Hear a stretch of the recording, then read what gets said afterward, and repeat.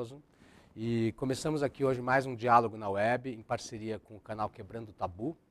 E hoje nós vamos ter como tema sofrimento entre os jovens, como prevenir, identificar e ajudar. Nós estamos aqui com dois convidados, a doutora Sheila Caetano, que é médica psiquiatra da infância e adolescência, com doutorado e pós-doutorado no Departamento de Psiquiatria da Faculdade de Medicina da USP. Ela é professora adjunta do Departamento de Psiquiatria da Escola Paulista de Medicina, que faz parte da Unifesp, né, Universidade Federal de São Paulo. Coordena o programa DICA, Desenvolvimento Integral de Crianças e Adolescentes, da Unifesp. E o Rodrigo Bressan, médico psiquiatra, com doutorado pela King's College London, é professor livre docente da Escola Paulista de Medicina também e do King's College. Ele preside o Y-Mind, é isso? Que é o Instituto de Prevenção de Transtornos Mentais, onde coordena também o programa Cuca Legal em escolas. O Bressan é autor de vários livros, entre eles Saúde Mental na Escola, o que os educadores precisam saber. É o seguinte, vocês podem mandar perguntas para a gente, esse bate-papo está sendo transmitido pelo Facebook da Fundação e do Quebrando o Tabu.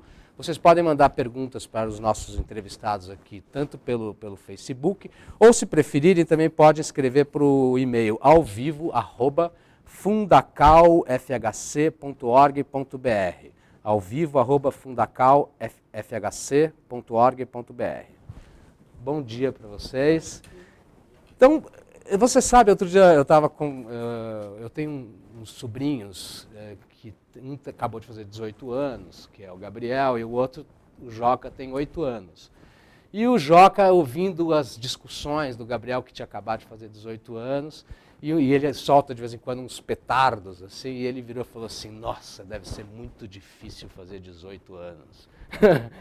Então, a pergunta que eu gostaria de fazer para vocês é isso, quer dizer assim, é mais difícil fazer essa transição da adolescência para a vida adulta nos dias de hoje? Por quê? Nos dias de hoje isso tem sido feito mais tardiamente pelas classes econômicas mais altas, né? Os filhos ficam mais tempo estudando, mais tempo na casa dos pais, mas nas classes baixas isso é mais precoce. Então você tem a gravidez com 15 anos, você tem que trabalhar com 16. Então você traz por um lado, nas classes mais pobres, você traz a idade adulta antes da época, porque a gente precisa viver a adolescência, precisa estudar, explorar o mundo, que é uma maneira da gente se conhecer e se posicionar no mundo.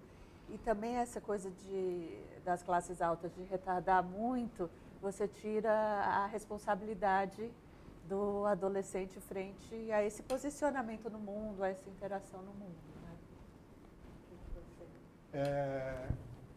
Você sabe que quando você fala isso, imediatamente me veio a aula de adolescência no 3º ano de medicina, eu acho que eu estava.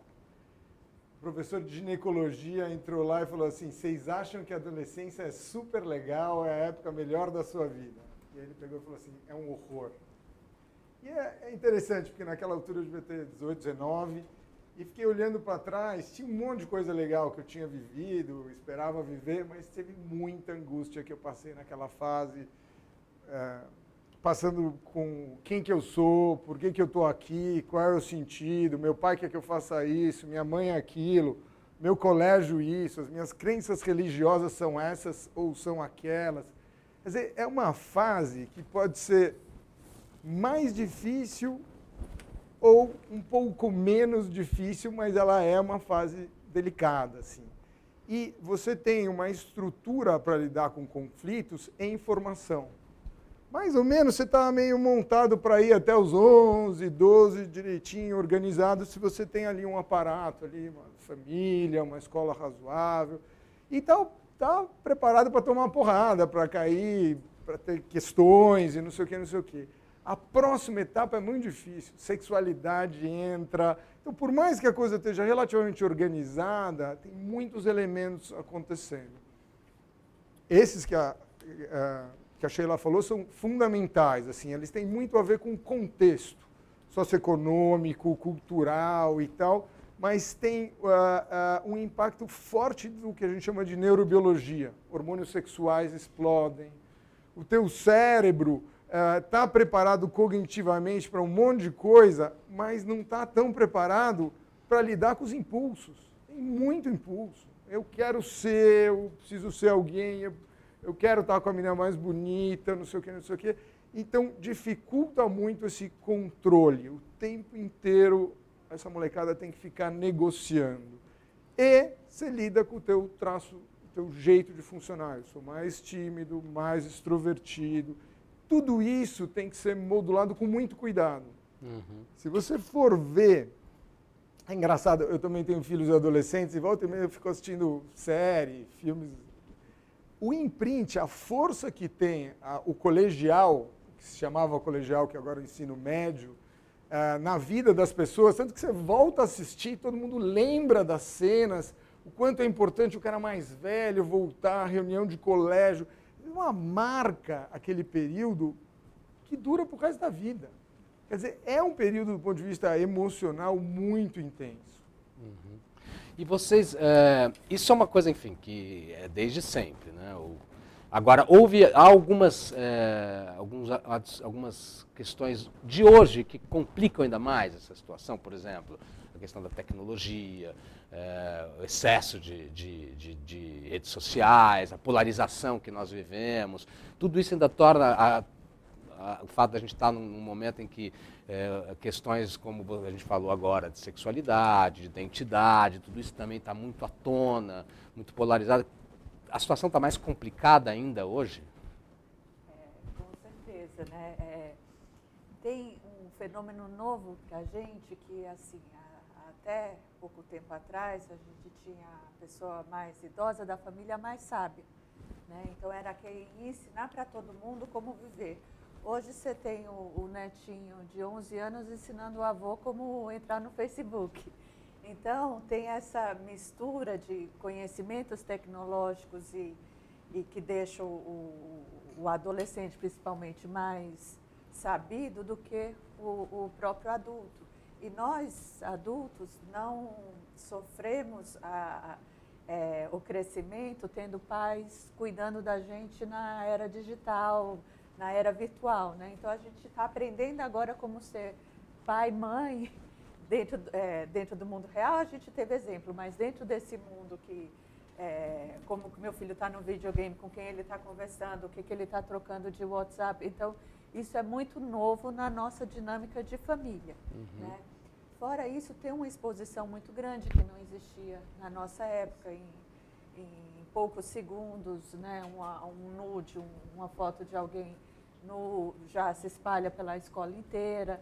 Então, essa questão da tecnologia traz muitos desafios que não existiam na nossa época, uma exposição muito grande e que a gente tem que correr atrás como é que lida com isso, porque a gente não tem nem... está formando as leis agora para algo que é muito novo. Né? Fora isso, tem outras questões que a gente está dormindo cada vez menos, né? Então, isso... uma mudança que tem consequências neurobiológicas muito severas, né? A alimentação também cada vez pior, que também tem essas consequências para o cérebro. Então, tem todo um estilo de vida que em poucas décadas mudou radicalmente, que a gente ainda está aprendendo a como lidar com isso, né? Tem 1 milhão de desafios. E aí eu remonto a nossa faixa etária. Fui colega de colégio do Otávio. Sim, nós somos colegas. A nossa faixa etária... Aliás, estamos entre colegas aqui. Todos né? colegas. Nós somos colegas, vocês dois são colegas atualmente. Somos colegas de departamento. Era a faixa etária da televisão. Os nossos pais não tinham vivido a televisão na adolescência deles e tal, e viveram um pouco, assim. E a televisão teve um impacto muito grande que a gente não entende, porque a gente vê as coisas já andando, mas teve um impacto muito grande. E essa moçada tem uma coisa muito diferente, é um salto quântico em relação à televisão. Isso que a Sheila estava falando, eu fiz um livro com o Lino Macedo, que é um educador, e ele usou uma expressão que eu acho maravilhosa, assim, a gente é native speaker, né? A primeira língua nossa é o português, a nossa primeira língua da nossa geração é, sei lá, o livro, a televisão.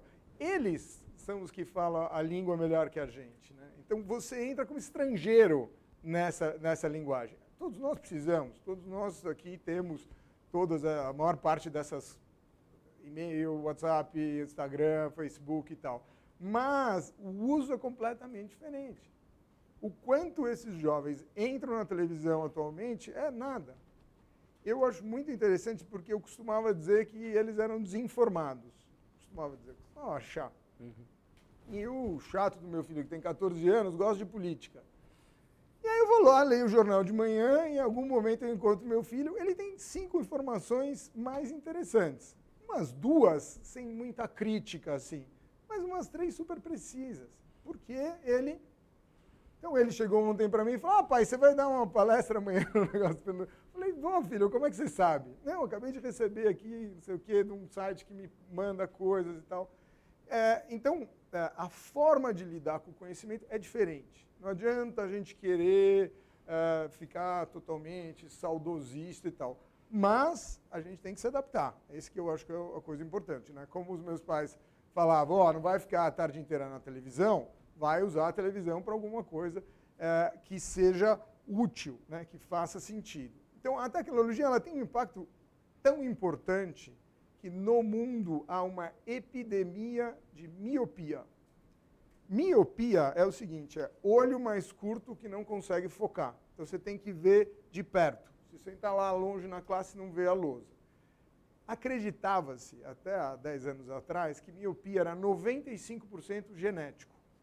De repente, aumentou 30% a incidência para 30% a incidência de miopia.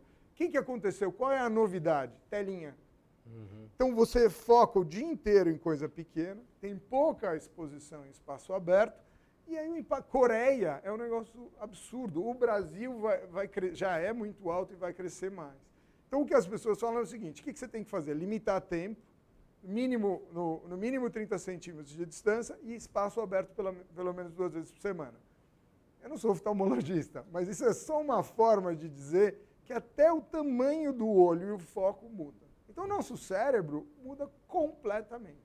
Mas eu acho que, em relação à televisão, também teve um impacto. Eu acho que a gente tem que ter um pouquinho de medo, e a gente é meio saudosista, mas, ao mesmo tempo, tem que embarcar, porque já foi. O impacto dessas tecnologias, como a Sheila estava falando, vai na formação de identidade. Então, quando um garoto está conversando comigo, que está tendo uma relação com a namorada, não sei o quê, ele fala assim, eu postei não sei o quê, teve tantos likes e aconteceu isso, ela demorou este tempo para dar o like, depois eu mandei isso. O código, que antigamente ela olhou para mim, ou ela deixou de olhar, ela falou comigo, é esse atualmente. Só que esta máquina, essas mídias digitais, elas são empresas. Empresas querem fazer o quê? Vender produto. Não é muito complicado isso. Se eu sou o Facebook, eu quero? Quero gente que seja usuário, não sei se chama assim. Se eu sou o Instagram, eu quero usuário, porque eu ganho com o número de pessoas que estão ali dentro. E como eu ganho mais clientes? Se eu sou a indústria do tabaco, o que eu faço para ganhar mais clientes? Eu faço um produto que desenvolve adição, dependência. Então, bilhões e bilhões de dólares foram investidos na indústria do tabaco para que aquilo fosse funcional, não apagasse, gerasse um tipo de high com a nicotina, mas é muito, naquele produto tem muito dinheiro investido. Onde tem muito dinheiro investido? Nessas mídias e em jogos eletrônicos. Então, por exemplo, o Facebook tem um jeito de deixar as pessoas mais dependentes. Qual é? E é interessante porque é da neurobiologia da dopamina, que é um neurotransmissor ligado à adição. Qual é a melhor coisa para você deixar a pessoa dependente? Ele posta uma foto, as pessoas começam a dar likes. O que o Instagram faz? Segura. Começa a dar like, ele segura. E o cara que postou a foto fala, ai meu Deus, ninguém gostou da minha foto. De novo, ninguém mandou nada. Puxa, estava feia mesmo. Eu sou uma porcaria. De repente, 15 likes. Nossa, agora eu estou me achando. Então o que aconteceu? O estado, a autoestima dele desceu e depois subiu. Esse é o melhor mecanismo para você querer mais. É assim que você faz a maior parte das coisas de dependência e tal. E este mecanismo é só um exemplo do que o Instagram faz. Só que as mídias começam a consertar isso, ou mais ou menos. Né? Você começa a fazer pressão social e aí elas começam agora a não revelar para os outros quantos likes a pessoa teve, e elas vão se ajustando. Então, eu acho que, como tudo, tem um movimento pendular, mas nós temos um papel em ajustar esse pêndulo também, né? Que passa por como a gente lida em casa com essas coisas, mas também passa por pressão nessas mídias, pressão social. Quando você fala nós, você fala os adultos, os pais, os professores, os educadores, enfim.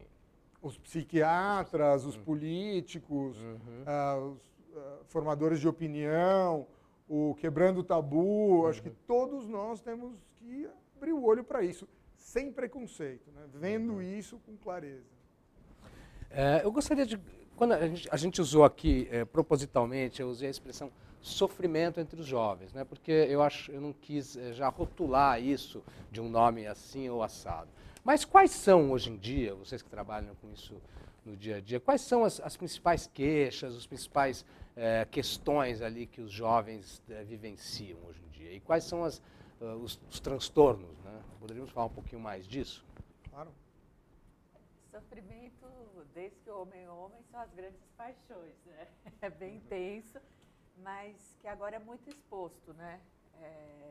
Nas mídias, enfim, fica todo mundo muito sabendo o que está acontecendo e é difícil para eles lidar com algo tão exposto também, né? Eu brinco com meus adolescentes, não deu certo esse namoro, né? Só comigo. Eu falo, não, a literatura inteira é sobre o amor, a paixão, né? Com todo mundo. Então, é bem intenso, né?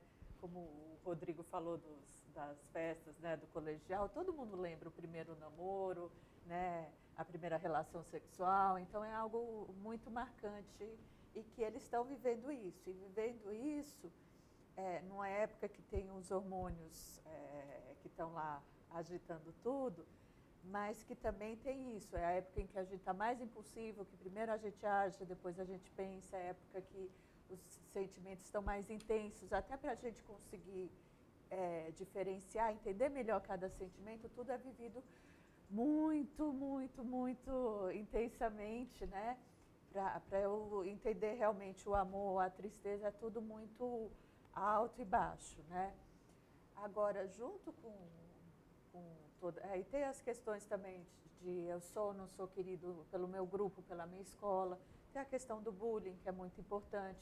O tanto que eu sei me posicionar, o tanto que eu sou querido, ou o tanto que eu sofro de alguém realmente fazer um ato, uma maldade comigo. Então, tudo isso precisa ser separado, né? Como é que é eu ter um amigo real, um amigo virtual, como é que isso se põe hoje em dia. Infelizmente, os pais trabalham cada vez mais. Aqui em São Paulo, além das horas de trabalho, tem a hora de transporte. Então, eu estou menos tempo, as famílias estão menores, eu tenho menos irmãos, menos tias, avós presentes, né? Os avós hoje em dia trabalham, não ficam só cuidando. Então, tem várias questões aí importantes. E junto com isso, acho que muito aí, até fundamental, não ter uma rede de apoio, então não ter mais uma família numerosa, amigos reais presentes, a escola não prestar atenção a isso, pequenos sofrimentos vão aumentando, aumentando, até que eles podem se virar um transtorno psiquiátrico. Então, eu vejo de rotina assim, não deu certo o meu primeiro namoro, todo mundo sofre, né?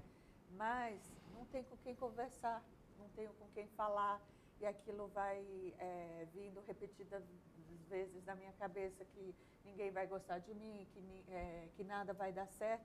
Isso pode sim evoluir para aumentar meu isolamento, aumentar a tristeza e aos poucos evoluir para uma depressão, né, em que eu preciso estar a maior parte do tempo triste, com pouca energia, com pensamentos ruins de que eu sou a pior pessoa do mundo, que nada vai dar certo, eu não como direito, eu não durmo direito. Então, isso pode evoluir para uma depressão.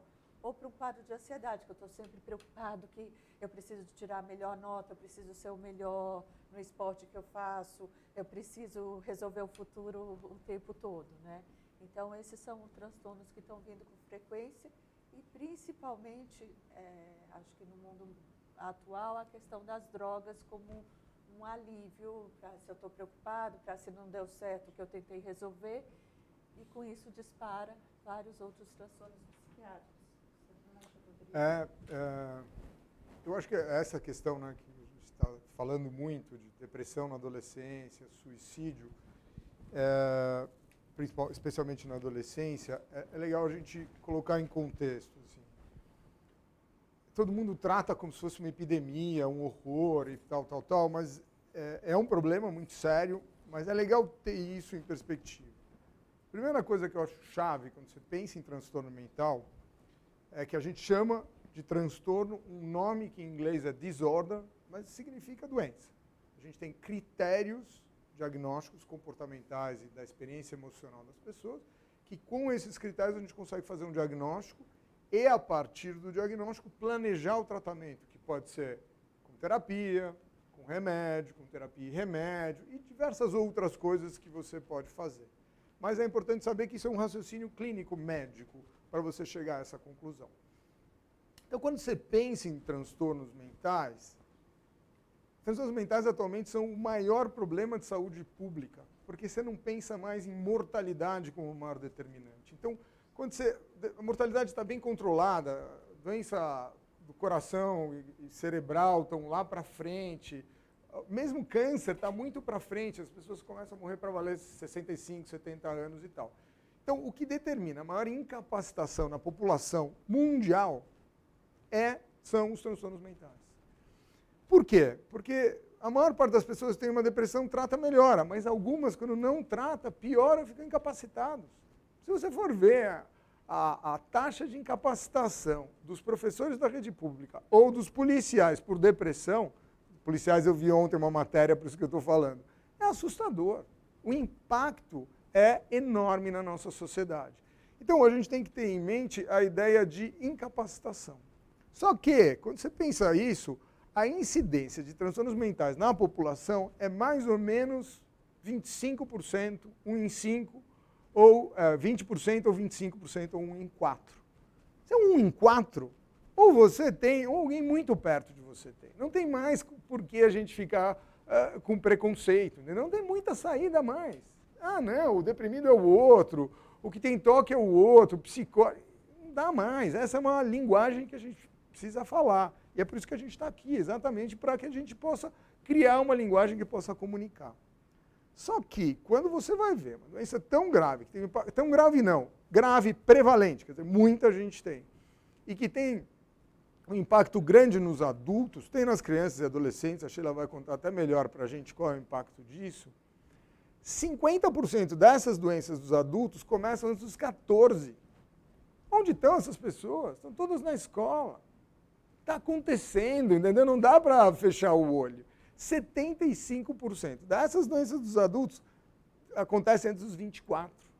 Então, se você quer fazer alguma coisa, esse instituto que a gente montou, chama Y-Mind, Y-Mind, assim, tentando trabalhar com bem-estar e prevenção em saúde mental, você tem que olhar para essas faixas etárias. Não dá para você escapar desse momento. Tanto a adolescência quanto o período de jovem adulto. Jovem adulto, exatamente. Jovem adulto, muito, muito. Quer dizer, na verdade é um contínuo que começa na infância, né? Porque Sim, tem claro. várias coisas ali, mesmo déficit de atenção maltratado, cria um risco muito maior para o uso de drogas. Quer dizer, tem muitas coisas acontecendo e o processo das crianças é altamente dinâmico. E é muito legal, num certo sentido, porque quando você é jovem, você pode direcionar para um lado e para o outro. Tá certo? Agora, também não pode ter uma visão onipotente de que eu vou prevenir tudo. Tem pessoas que têm doenças graves e que precisam tratar. Só que doenças graves tratadas têm um bom prognóstico. Então, nós temos sempre essa conversa, né, de, nós vamos diminuir e tal, mas como todas as doenças, você tem câncer de mama que você trata e tem câncer de mama que você não consegue tratar. Ou você trata, mas a pessoa vai ter um desfecho ruim, vai vir a falecer em alguns anos e tal. Então, esse olhar é bem importante para trazer isso para a normalidade.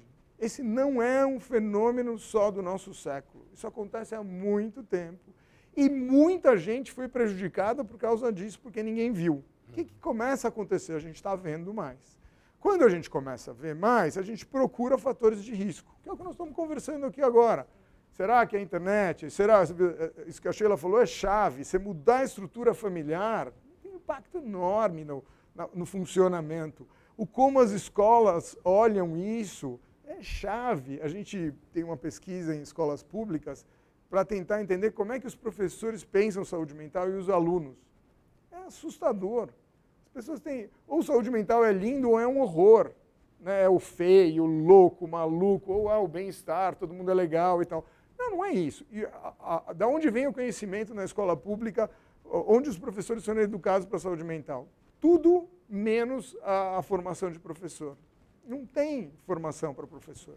Então, se a gente alfabetiza as pessoas com essa linguagem, e a gente tem projetos fazendo isso, que é esse projeto Cuca Legal, que é do iMind, você consegue levar esse vocabulário para professor e eles usam isso com uma facilidade enorme.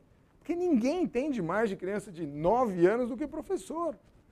Eu tive 2 filhos com 9 anos, foi tudo que eu vi, os colegas deles. Esses professores meus, eles atendem há um tempão, conhecem essas crianças. Então, qualquer criança que tenha uma variação, ele imediatamente associa o que ele aprendeu àquilo. E ele pode identificar cedo e, eventualmente, nem está deprimido ainda. E consegue, com modificações familiares, ajudar muito essas pessoas. Quer dizer, você tem vários passos disso que são antes do nosso trabalho aqui, tá certo? Né? O que interessa é que não venha para o médico, claro. É que possa fazer antes. Agora, se precisa do médico, tem que vir para o médico. É perfeita essa colocação, até porque assim, a gente tem que trabalhar na prevenção da saúde como um todo. Então, por exemplo, a educação física, né, a atividade física aeróbica é bom para o coração, é bom para o pulmão, mas a gente já tem estudos altamente sofisticados mostrando que ela tem sim uma atividade antidepressiva. Então, essa molecadinha, os adolescentes fazerem atividade física aeróbica já é um efeito antidepressivo, já é um mecanismo de prevenção extremamente importante, né?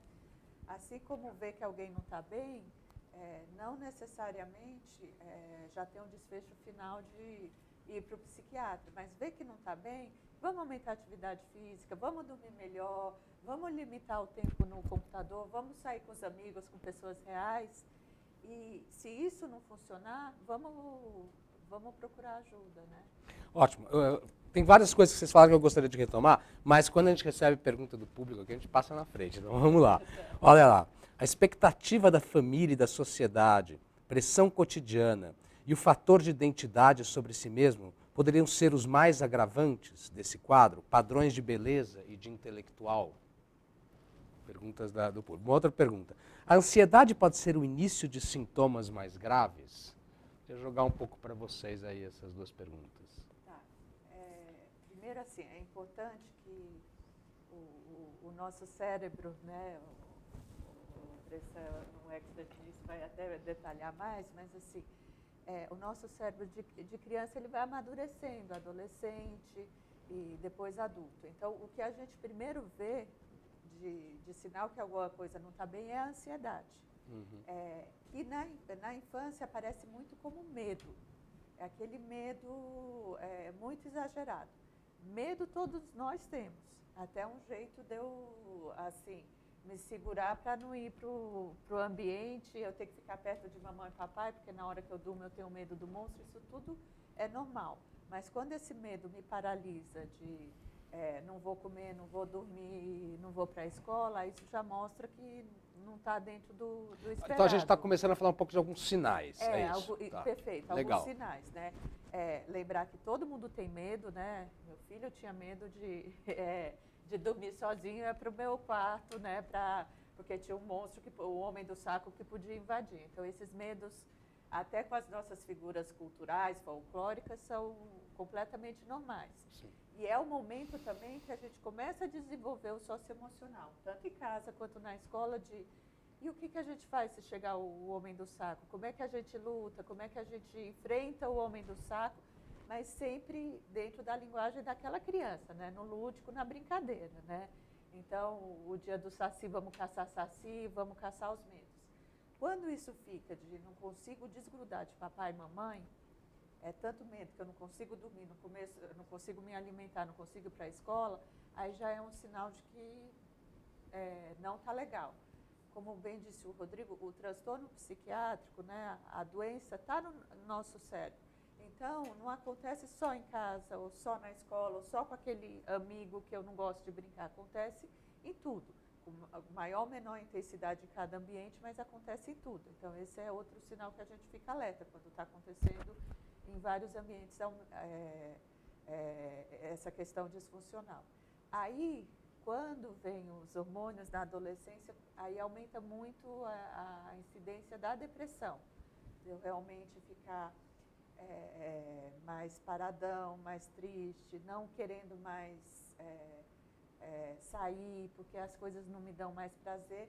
E diferente do que é com adulto, eu não fico mais muito triste, eu fico irritado mesmo, eu fico briguento, eu fico, tudo está me enchendo o saco, tudo é um tédio, nada eu consigo fazer, né?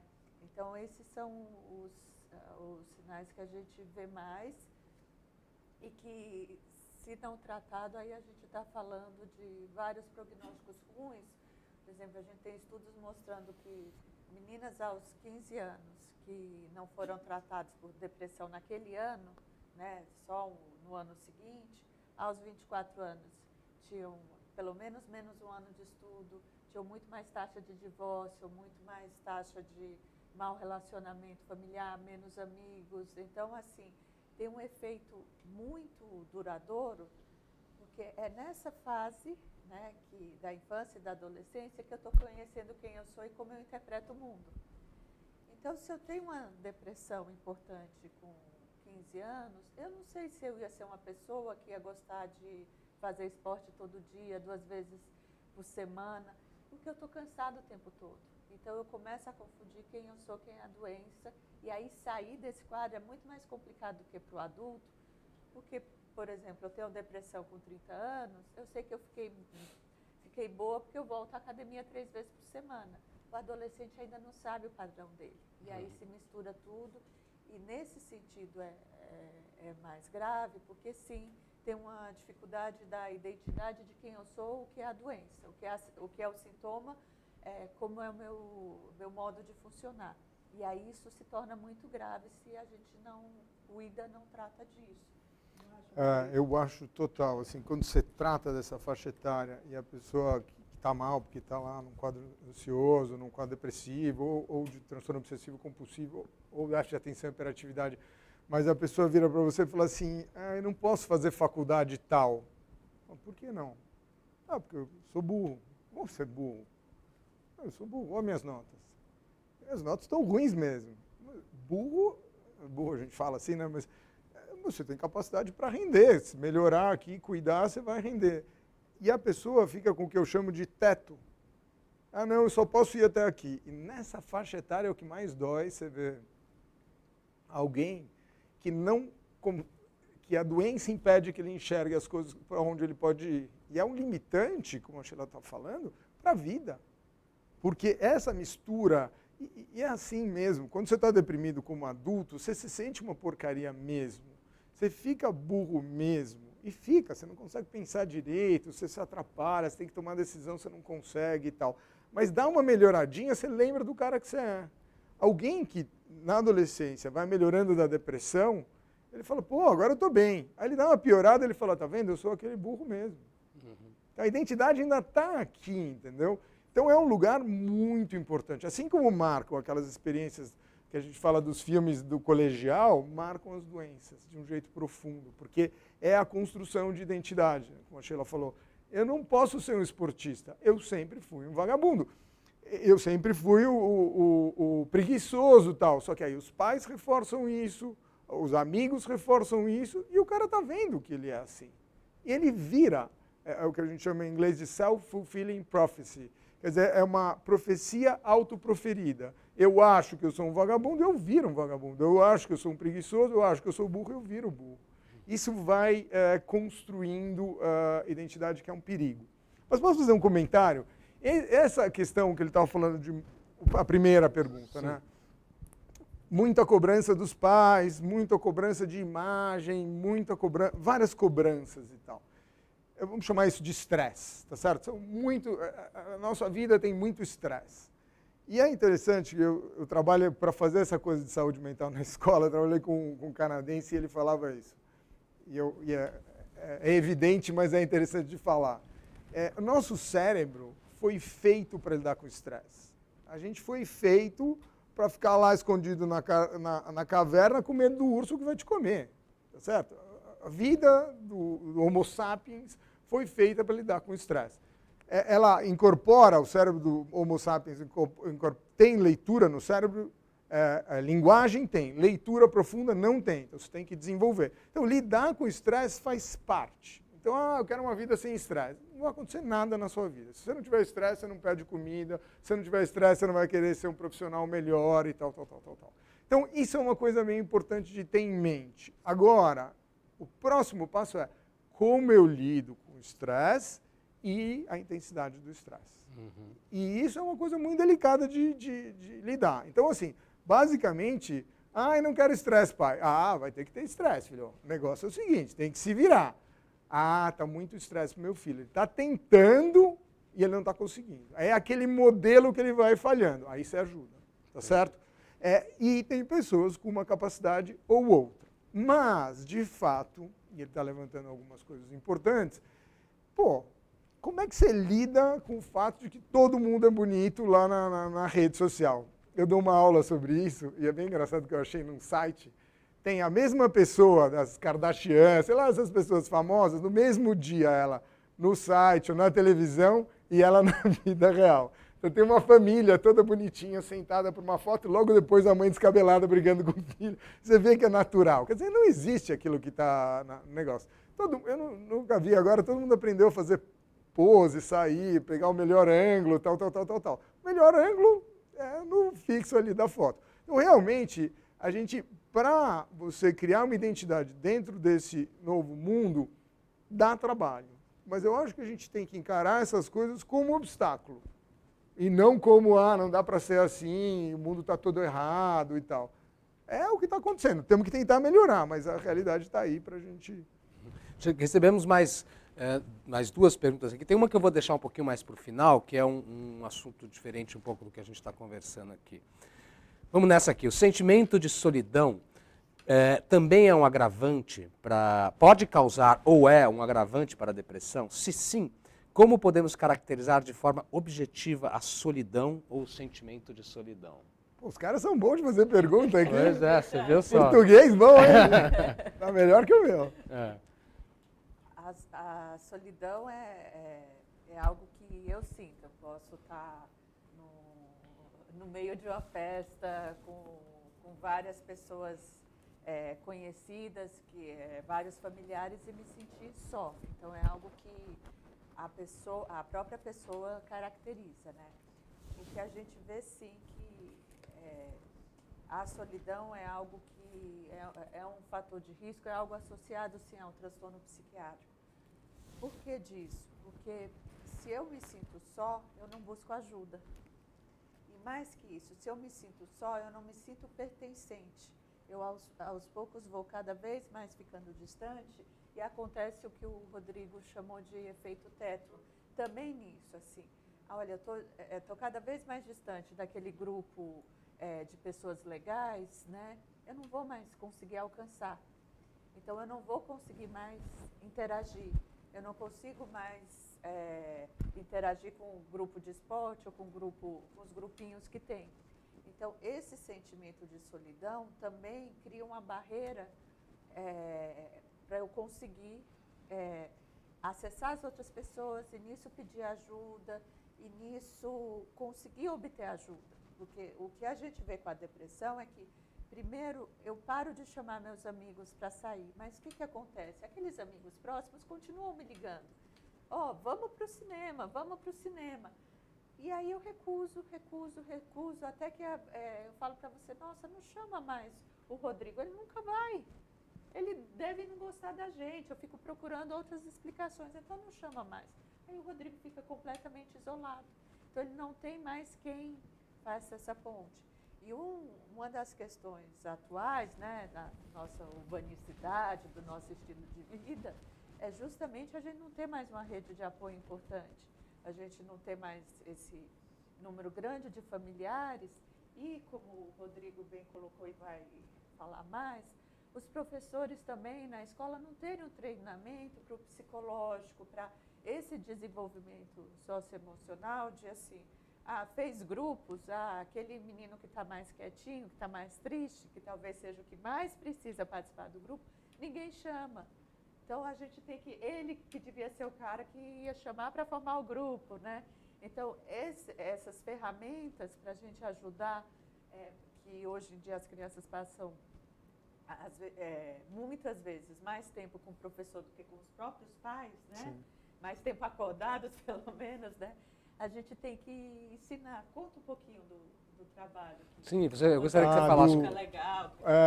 Até trouxe para você, Otavião, a Sheila já tem. Esse livro chama Saúde Mental na Escola, o que os educadores devem saber. Esse é um jabá. Legal, ótimo. Esse é um Obrigado. livro que a gente fez exatamente para você traduzir o conhecimento que a gente tem na academia. A gente é professor, fica produzindo ciência e tal, mas numa linguagem acessível.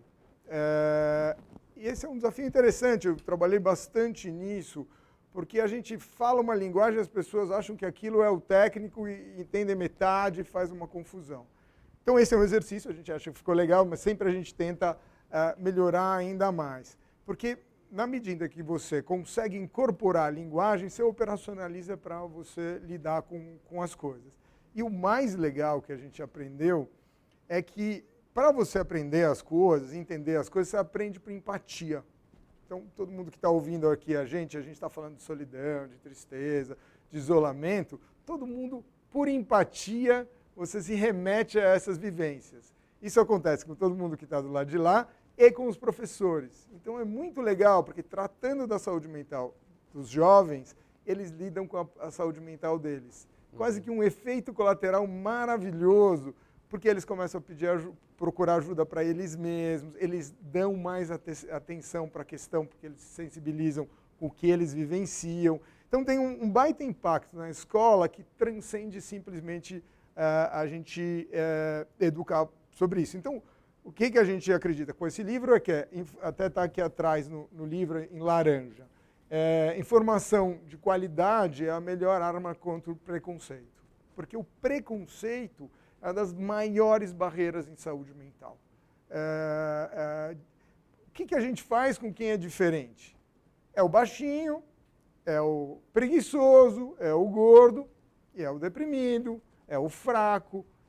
Então, todo mundo exclui o diferente. A saúde mental sempre está, o louco, o agressivo, ela está sempre empurrada para um lugar onde não se consegue conversar. Atualmente, você tem uma iniciativa que, na minha opinião, é muito legal, de inclusão. Inclusão são de pessoas com retardo mental, com autismo, com paralisia cerebral, são quadros que tendem a ser mais graves, e você tem uma política ativa. Isso é muito legal para diminuir preconceito. Mas esses casos são uma minoria dentro do todo.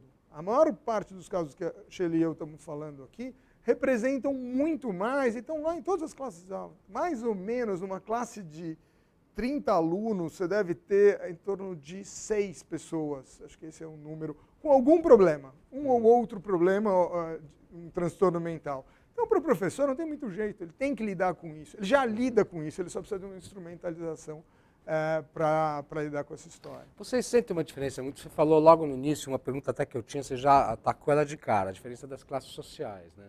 Existe uma diferença muito grande no grau de conhecimento e na forma de lidar com isso, por exemplo, em escolas privadas ou na rede pública? Existe uma diferença muito grande aí de como os professores estão preparados para lidar ou tem espaço para esse tipo de questão? Na verdade, isso volta assim, a uma questão básica que o Rodrigo falou um pouco, da própria formação do professor. Eles vêm de uma mesma formação, não importa se vai dar aula para a escola classe A ou se vai ser para a escola pública da periferia, no meio de uma favela, né? Então, assim, a gente precisa fazer um treinamento melhor, colocar mesmo no currículo essa questão do desenvolvimento socioemocional, de medidas preventivas, de como lidar com detecção e transtorno psiquiátrico, né? Mas o que acontece? Nas escolas com mais recursos, você consegue ter um psicólogo para dar um apoio, você consegue pagar uma supervisão de um psicólogo da educação. Então, com isso, você tem uma proteção maior. Mas, infelizmente, os transtornos psiquiátricos acontecem independente da classe socioeconômica, e em todas as escolas a gente tem casos, né, de depressão, de ansiedade, né? A gente atende em consultório particular, mas atende na Unifesp, que é só SUS, e lotado em todo lugar, né? Então, isso realmente acontece. A grande diferença, penso eu, é o acesso ao serviço para tratamento, que é muito mais difícil para as classes baixas. Você não acha? Acho sim. É bem interessante essa pergunta, porque tem prós e contras em cada um desses cenários.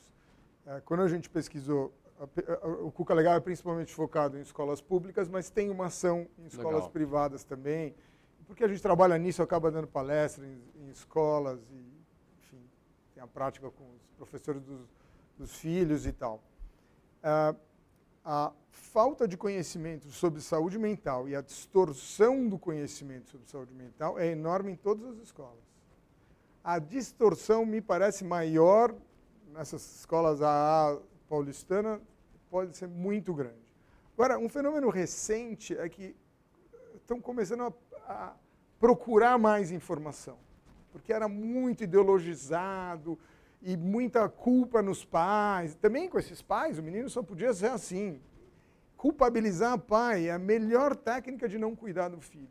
Isso é uma coisa que acontece muito em consultório, mas todo mundo meio que faz isso na vida geral, mas não cuida do indivíduo. Se o problema são os pais, tem que cuidar do mesmo jeito. Mas muito frequentemente a mãe é super protetora porque o filho é muito desprotegido.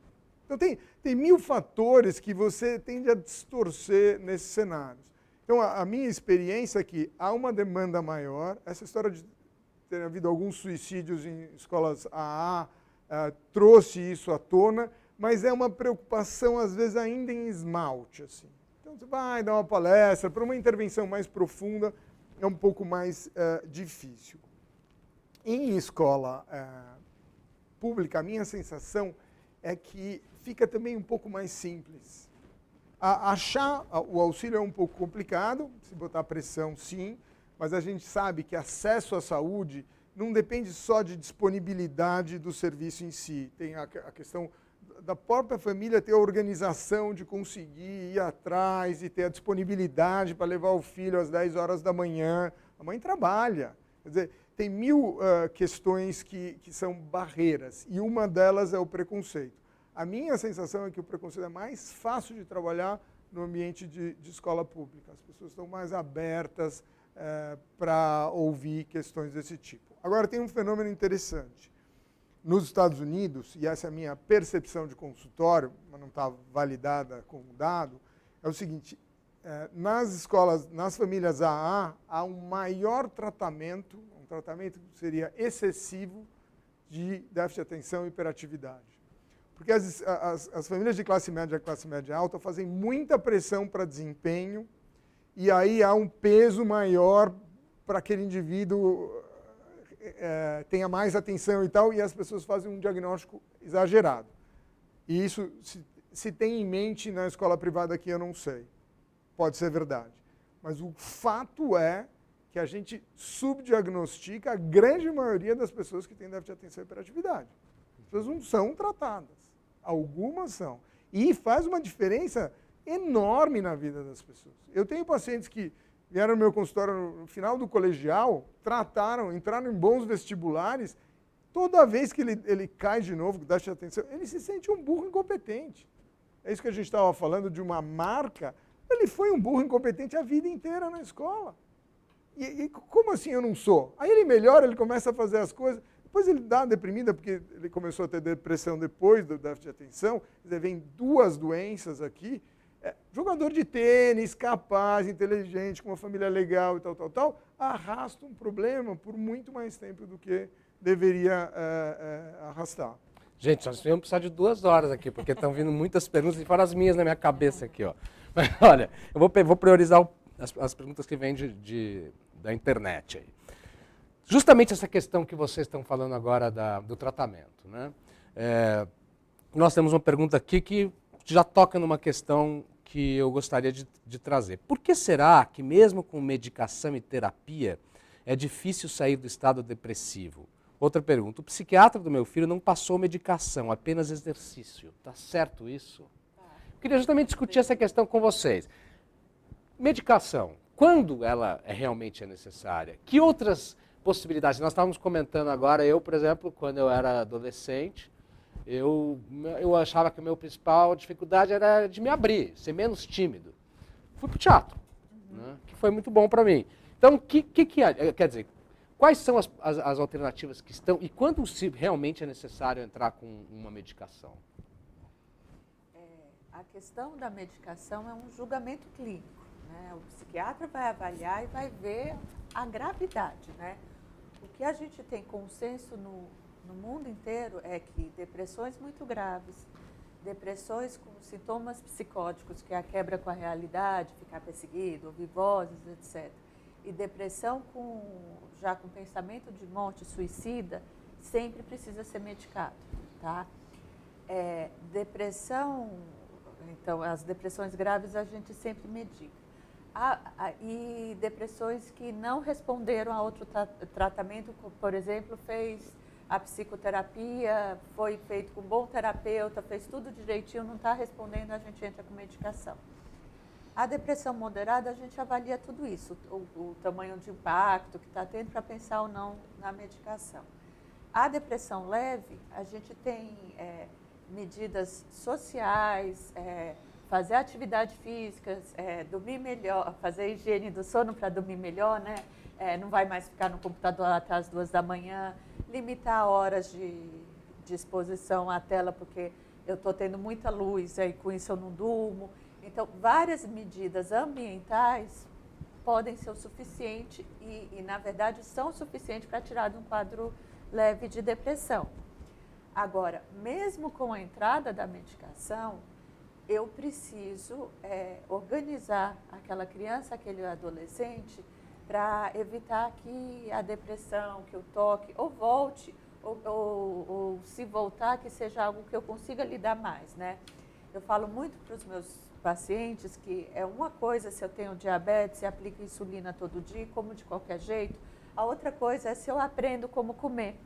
Então, assim, para quem injeta insulina aí de qualquer jeito, tá bom, não vai perder, não vai ficar cego em 10 anos porque usa insulina, mas vai ficar em 30. Se eu aprendo a comer direitinho, eu posso viver minha vida sem ficar cego, né? Então, assim,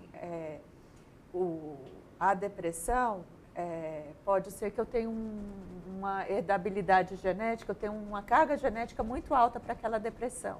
Mas mesmo assim eu tenho que ter recursos para lidar com o estresse, senão cada estresse vai me deprimir. Então eu preciso aí desenvolver esses recursos. E eu faço isso onde? Pode ser com atividade física, muito na terapia, né? O teatro pode ter essa função de terapia, a arte marcial pode ter essa função, mas eu tenho que organizar para eu lidar melhor com o estresse. Perfeito. Eu acho que é isso mesmo. Tem critérios, os critérios são rigorosos. A primeira coisa é isso, não é um achismo, entendeu? Você não vai lá, você pode ter julgamentos um pouquinho mais para lá, um pouquinho mais para cá, mas a gente aprendeu isso na faculdade de medicina, na residência de psiquiatria, são coisas bem estabelecidas no mundo inteiro. Os quadros mais graves, como a Sheila falou, precisa de medicação e precisa de tudo mais. Precisa de terapia, orientação dos pais, manejar a escola como está lidando com a situação, lidar com o estresse de prova ou não. Se a pessoa está incapacitada para fazer prova agora, não vai fazer prova. Mas aí vão me dar falta, eu vou repetir. Não, não vai. Você tem atestado médico. Se você tivesse quebrado a perna, você não ia para a escola e não ia repetir. Quer dizer, então, tem que olhar isso como um quadro a ser tratado e tratado bem. Aí, uma das perguntas é essa: mas se eu faço terapia e tomo remédio e não melhoro? Essa é uma pergunta importante, séria, e acontece com um monte de gente. Sempre você pensa assim, será que dá para otimizar o tratamento? E aí é uma pergunta para ser feita para os profissionais que estão cuidando dessa pessoa. Se não dá mais para otimizar, significa que os recursos que nós temos aqui chegaram no limite de tratamento. Sempre tem novos recursos e dá para pensar, e às vezes você tem que renovar formas de agir. Então, tudo isso que a gente fala, então, eu tomo medicação e faço terapia. Você faz atividade física? Como é que está a tua integração com as pessoas? Dá para fazer algumas outras coisas? Será que é essa a escola que você tem que ficar? Não dá para ir para outra? Enfim, tem N variáveis que têm que ser trabalhadas. Então, a complexidade, ela não se dá no toma remédio, não toma remédio. Ela é muito maior. Mas o toma remédio, não toma remédio, precisa ser feito por um profissional sério que sabe o que está fazendo. E aí, que remédio? Por quanto tempo? Em que doses? Porque depressão, você tem um tratamento que vai do A ao Z. Você tem milhões de etapas. E algumas pessoas, fora da psiquiatria, que devem tratar, alguns médicos, ginecologista, clínico geral, eles vão, sei lá, do A ao D de nível. Assim, aí, quando a coisa fica complicada, tem que ir para um psiquiatra e especialista nesse tipo de situação. Outra coisa importante é o seguinte: depressão em adolescente é uma coisa mais simples, mais tranquila. Pode ser, grande maioria é, mas muitos casos não são. São casos difíceis, como qualquer outra doença. A doença é mais grave já na adolescência, com baixa resposta à medicação. E aí se confunde, né, o que a pessoa está fazendo isso porque ela se comporta mal, ou porque ela tem a doença, ela não vai porque ela é preguiçosa e tal. Então é difícil o manejo de alguns casos, é um desafio para qualquer clínico, para qualquer psicólogo, terapeuta que lide nessa situação. Então é bom ter, assim, claro de que você tem intervenções padronizadas e elas têm que ser implementadas com as dificuldades. Não adianta achar que a gente está aqui falando de psiquiatria e vai resolver tudo de todo mundo. Vai resolver um monte de coisa. E outras vão ser um desafio, como toda a medicina. Perfeito. Nosso tempo já está mais ou menos esgotando aqui, mas ainda tem mais umas duas questões que a gente precisa tratar. Talvez a gente estoure um pouquinho o tempo, mas também não pode ser muito.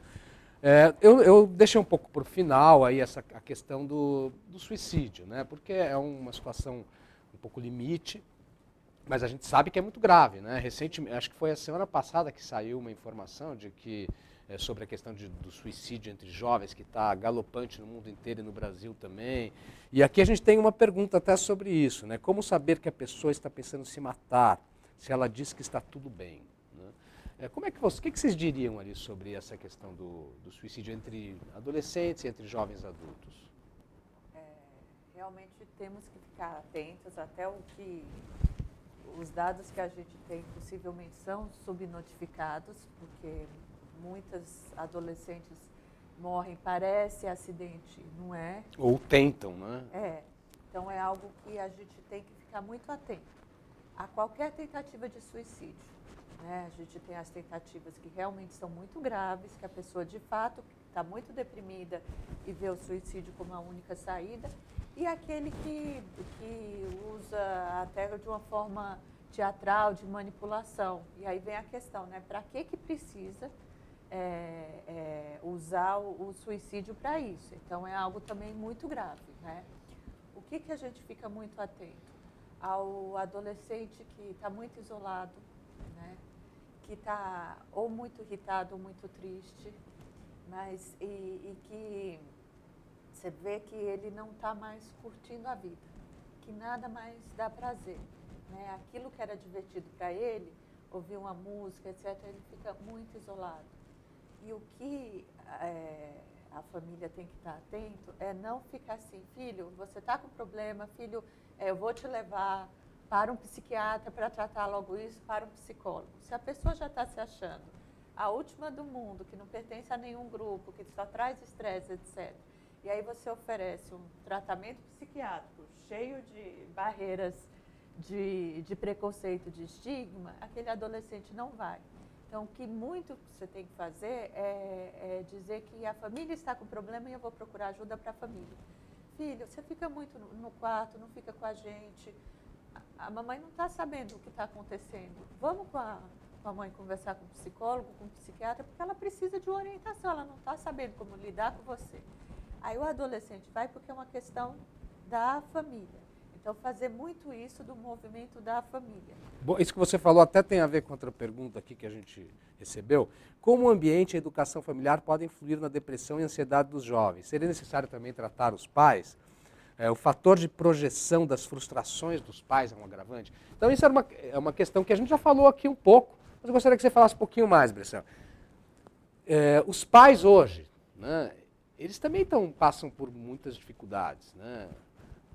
A vida está difícil, as frustrações dos pais, os problemas financeiros, questões de trabalho, de desemprego, etc. Então, quer dizer, os pais também passam, e principalmente aquilo que você falou logo no início, os pais às vezes não sabem como lidar com a questão da tecnologia. O que eu faço com meu filho? Eu deixo ele, não deixo ele no computador, no celular, no jogo, no game? Como é que... Então, eu queria que você falasse um pouquinho mais sobre isso. Nós realmente, agora vamos ter que começar a encaminhar para o final, mas tem essa questão que eu gostaria que você também falasse. Essa deveria ser para a Sheila, que é muito difícil.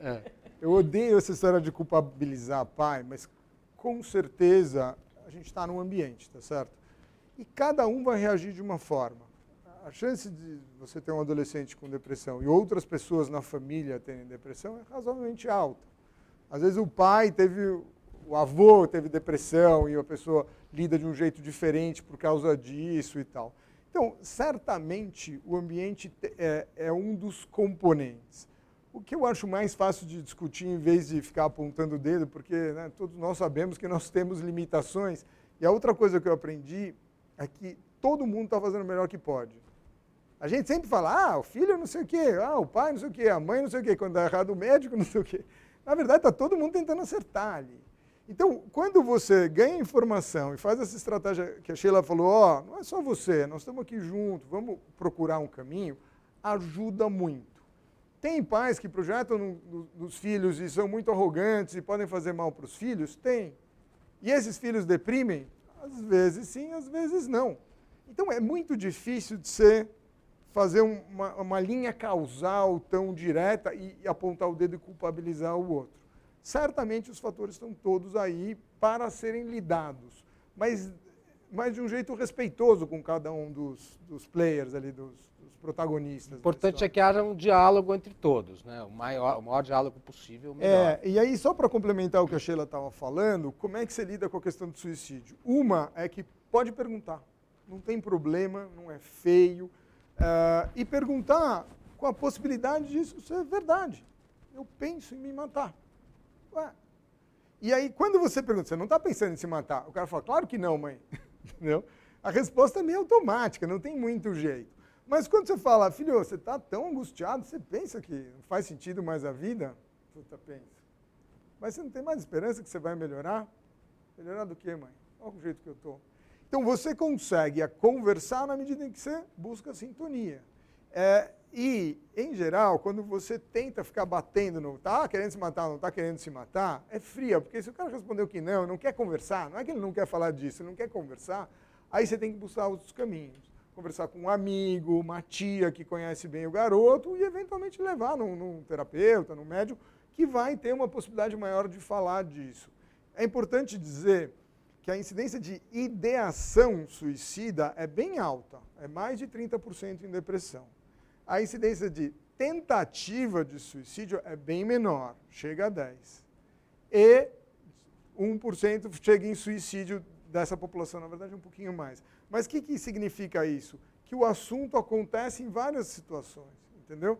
Então, ele é maior do que simplesmente isso daqui. É interessante que as pessoas, às vezes, elas deprimem, elas falam assim, agora eu entendi porque as pessoas, às vezes, querem se matar.